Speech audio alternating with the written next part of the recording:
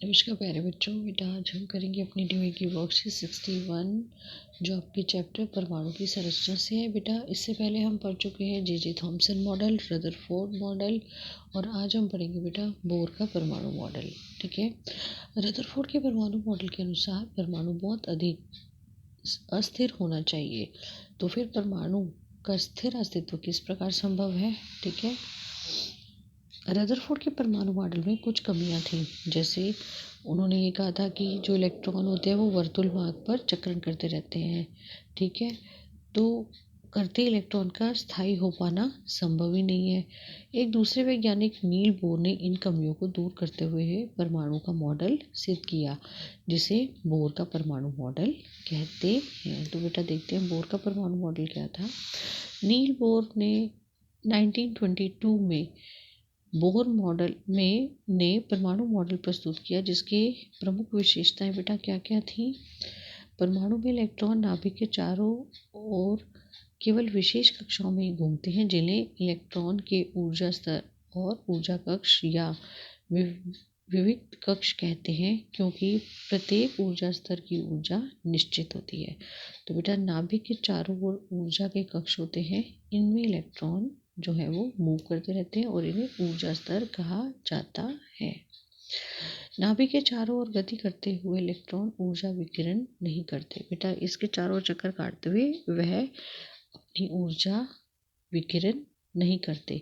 यह केवल एक निश्चित ऊर्जा सोख कर या छोड़कर एक ऊर्जा स्तर से दूसरे ऊर्जा स्तर मतलब कक्ष तक जा पाते हैं या कूद पाते हैं। मतलब बेटा वह एक कक्ष से दूसरे कक्ष में तभी जा पाते हैं या तो तभी जा पाते हैं जब वो ऊर्जा को क्या करेंगे, या तो सोखेंगे या फिर ऊर्जा को छोड़ेंगे। ठीक है, तब वो एक कक्ष से दूसरे कक्ष में जा पाएंगे।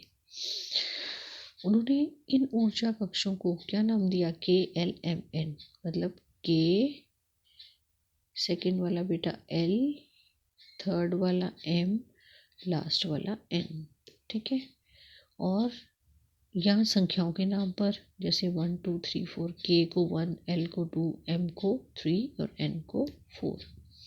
परमाणु में सबसे बाहरी जो बाह्यतम कक्ष या संयोजक कक्ष और इसमें उपस्थित इलेक्ट्रॉनों को संयोजक इलेक्ट्रॉन कहते हैं। बेटा सबसे जो बाहरी वाला कक्ष होता है इसको संयोजक कक्ष, और इसमें जो भी इलेक्ट्रॉन उपस्थित होते हैं उनको हम क्या कहते हैं, संयोजी इलेक्ट्रॉन।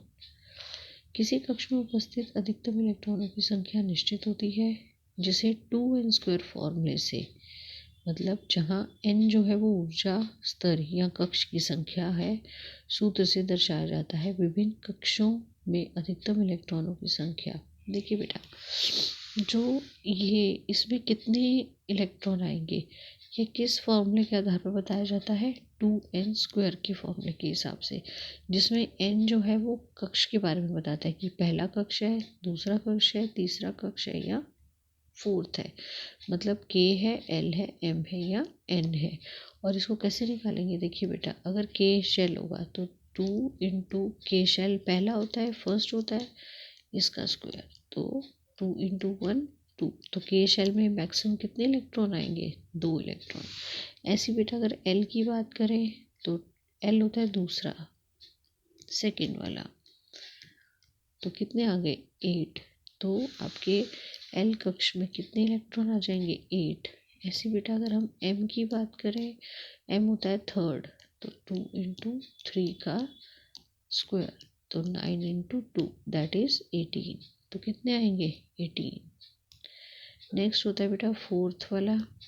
ठीक है, इस तरीके से फोर्थ में आप क्या करेंगे, 2 इंटू 4 का square that is 16 into 2 that is 32। सबसे भारी कोश में इलेक्ट्रॉनों का अधिकतम संख्या 8 हो सकती है और इसे अष्टक का नियम कहते हैं। बेटा 8 से ज़्यादा भारी कोश में इलेक्ट्रॉन नहीं होंगे।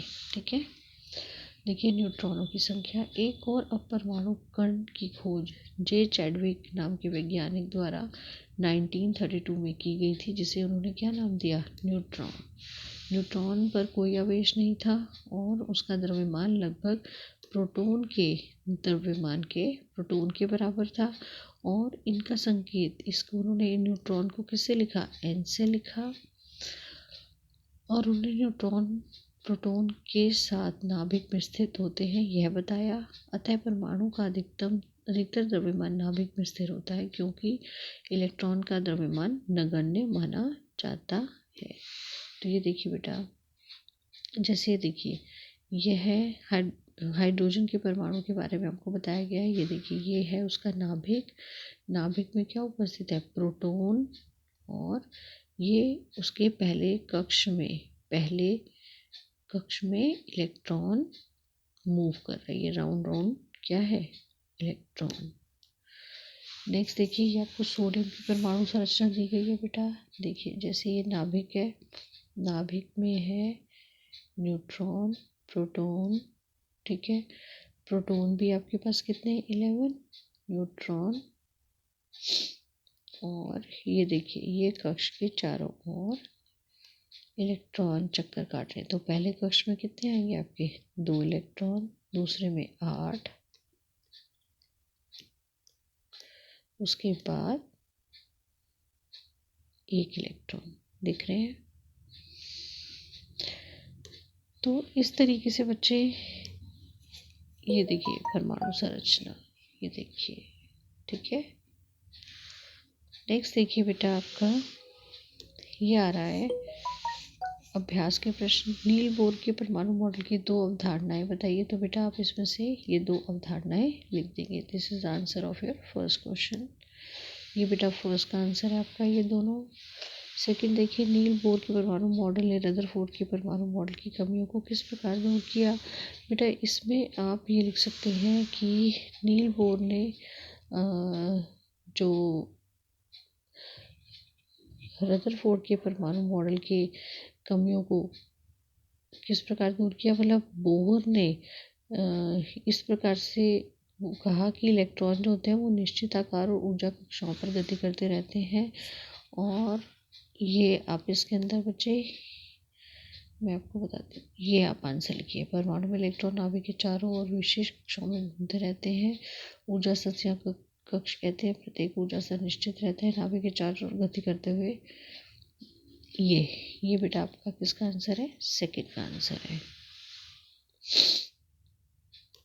थर्ड देखिए, बोर के परमाणु मॉडल के अनुसार 4 ऊर्जा कक्ष वाले परमाणु का चित्र बनाइए। तो बेटा आप किसी का भी बना सकते हैं। जैसे पोटेशियम है, पोटेशियम का एटॉमिक नंबर होता है 19। तो ये आ गया आपका नाभिक, नाभिक में न्यूट्रॉन, प्रोटॉन, ये आ गया आपके के शेल में 2 इलेक्ट्रॉन, एल शेल में 8 इलेक्ट्रॉन,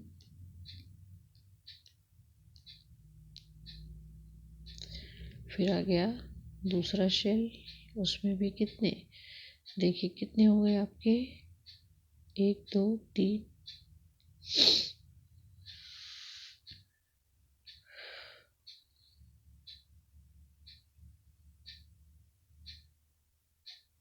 1 2 3 4 5 6 7 8, ठीक है। और एक और शेल बनाएंगे जिसमें 1 इलेक्ट्रॉन आएगा। देखिए काउंट करिए, 8 और 2 10 और 8 18 और 1 19, देख रहे हैं। तो ये आप चित्र इस प्रकार से बना सकते हैं बेटा। नेक्स्ट देखिए बच्चे, न्यूट्रॉन क्या होते हैं और ये कहाँ स्थित होते हैं बेटा। न्यूट्रॉन भी एक अपरमाणु होते हैं, न्यूट्रॉन के ऊपर कोई आवेश नहीं होता, ये आप सारा लिखेंगे। और ये कहाँ स्थित होते हैं, नाभिक में। ये फोर्थ। फिफ्थ देखिए बेटा, संयोजक कक्ष क्या है और संयोजन इलेक्ट्रॉन क्या होते हैं। तो ये रहा बच्चे इसका आंसर। संयोजन कक्ष जो है ये रहा, ये परमाणु के सबसे बाह्यतम कक्ष को संयोजन कक्ष कहते हैं, और इसमें जो इलेक्ट्रॉन उपस्थित होते हैं उसे संयोजी इलेक्ट्रॉन कहते हैं। तो ये बेटा फिफ्थ आंसर।